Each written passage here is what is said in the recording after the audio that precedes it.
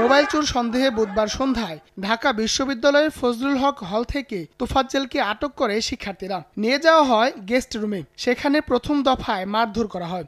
বিরতি দিয়ে হলের ক্যান্টিনে খাবার খাওয়ানোর পর নেওয়া হয় এক্সটেনশন ভবনের গেস্ট রুমে। সেখানে রাত 10টা পর্যন্ত চলে দ্বিতীয় দফায় নির্যাতন।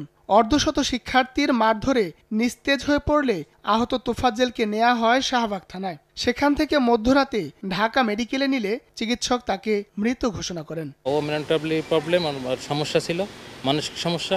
ও এখানে ওখানে থাকতো, কখনো খোঁজ পাইতাম কখনো পাইতাম না। একটা মানুষকে মাইরা তারপর তাকে পানি ভাত খাওয়াই আবার মারতেছে, এটা কি মানসিক? মানে ওর থেকেও তো যারা মারছে তারা তো আরো অসুস্থ মস্তিষ্কের মানুষ। ঘটনার সময়কার ছবি ও ভিডিও ফুটেজে ক্রিকেট স্ট্যাম্প হাতে মারধর করতে দেখা যায় কিছু শিক্ষার্থীকে। তবে নিজেদের দায় অস্বীকার করে তারা বলেন, মোবাইল ফোন চুরি করায় জুনিয়ররা তাকে আটক করেছিল।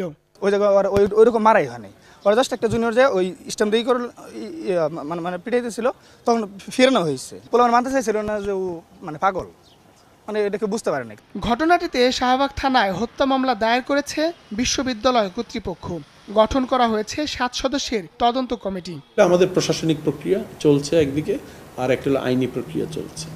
আমরা এই DC crime, ADC crime, Shahbag থানা, ওনাদের সাথে ওভার টেলিফোন কথা হয়েছে। তাদেরকে আমরা আসতে বলেছি, কত দ্রুত তারা এদের গ্রেপ্তার করতে পারে।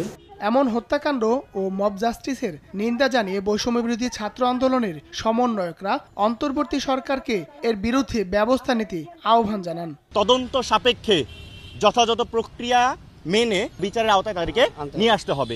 কেউ কোনো প্রকার মব জাস্টিস করলে আমরা কিন্তু সেটাতে কোনো প্রকার সমর্থন দেব না। এদিকে এই ঘটনার প্রতিবাদে ঢাকা বিশ্ববিদ্যালয়ে বিক্ষোভ করেছে জাতীয়তাবাদী ছাত্রদল। এ সময় তারা অভিযোগ করে বলেন, হল প্রশাসনের ব্যর্থতায় এমন ঘটনা ঘটেছে। তোফাজ্জলকে সবচেয়ে বেশি মারধর করেছেন ছাত্রলীগের সদ্য পদত্যাগ করা উপবিজ্ঞান ও প্রযুক্তি সম্পাদক ও পদার্থবিজ্ঞান বিভাগের শিক্ষার্থী জালাল আহমেদ সহ একদল শিক্ষার্থী। কয়েক ঘন্টা ধরে মারধর করে একজনকে হত্যা করার ঘটনাকে আমরা হল প্রশাসনের চরম ব্যর্থতা বলে মনে করছি। বরিশাল বিএম কলেজ থেকে অ্যাকাউন্টিংয়ে মাস্টার্স সম্পন্ন করেছেন তোফাজ্জল হোসেন। সড়ক দুর্ঘটনায় 8 বছর আগে মারা যান বাবা। লিভার ক্যান্সারে মা মারা যান 5 বছর হলো। একমাত্র ভাইকেও হারান এই বছরই। এরপরই মানসিকভাবে পুরোপুরি বিপর্যস্ত হয়ে পড়েন তোফাজ্জেল। শুরু হয় তার ভবঘুরে জীবন। কখনো গ্রামে, কখনো বা ঢাকায় চলতেন বিভিন্ন জনের কাছে হাত পেতে। হায়দার আলী, সময় সংবাদ, ঢাকা।